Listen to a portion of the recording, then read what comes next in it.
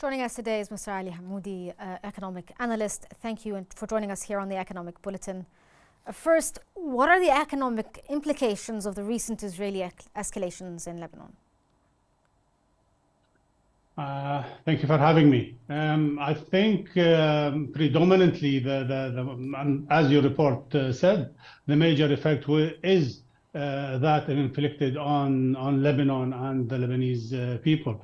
I think a new war would have catastrophic, or is having a catastrophic effect on the whole entire country for many reasons. Firstly, Lebanon economy, as the report said, is in complete ruins following the financial crisis, which we know started in 2019 and made worse, if I may say, by the ruling elite refusal to implement necessary reforms to stabilize the economy that they themselves had destabilized.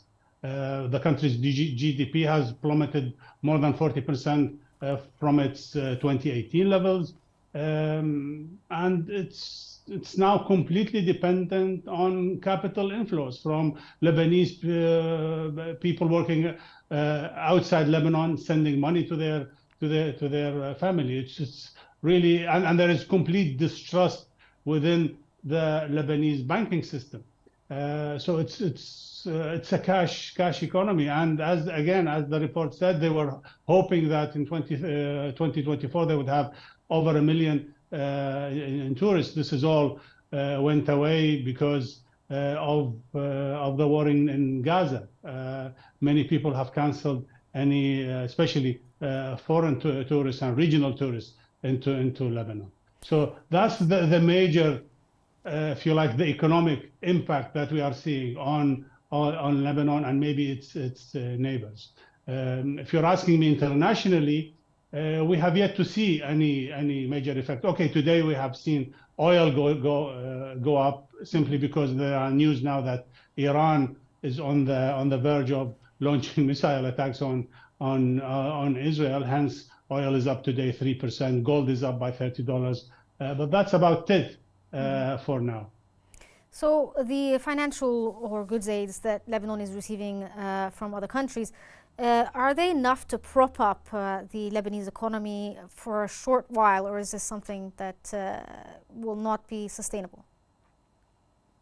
It will. I mean, it all depends on how long the war would go. It's living on handouts and help. Okay, it will help the most those who are in most need, but I don't think this is a financial plan for a country like Lebanon, who's been striving for financial stability, economic stability for some time. So it will be essential, but certainly by any means not enough to get Lebanon back on its feet economically. So you had spoken about the idea of certain sectors of the economy being affected by what's happening, specifically the tourism industry. So what other sectors could be affected due to the recent escalations taking place in Lebanon? I mean, if you're talking about Lebanon, mostly, every other sector. You have the farming industry, you have as well as the tourism industry has so many other industries dependent on them. The recreation and leisure sectors all get affected. Even the real estate sector also get hugely damaged. And the stopping of inflow of foreign investment, it's vital for Lebanon, and in fact vital for most economies in the Middle East. So for that to dissipate and go away is certainly not helpful. So amid this escalation, is there any way to mitigate the severe economic impact from what's happening? Can they somehow have some sort of plan, for instance, to get investors, as you were saying, to be more interested in investing if within, may say, the near future once this escalation ends?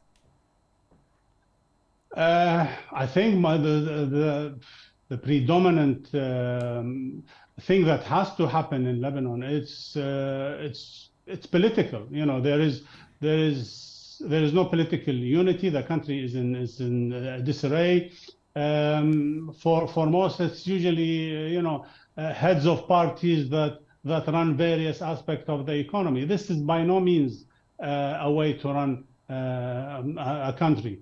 So the president and the prime minister hardly have any powers to implement anything. So it's far too early, I think, to talk about any feasible plan that I can think of to put for Lebanon. I think for most it needs political stability, for the sectarian and all of these aspects to be put aside, and the country needs to be run by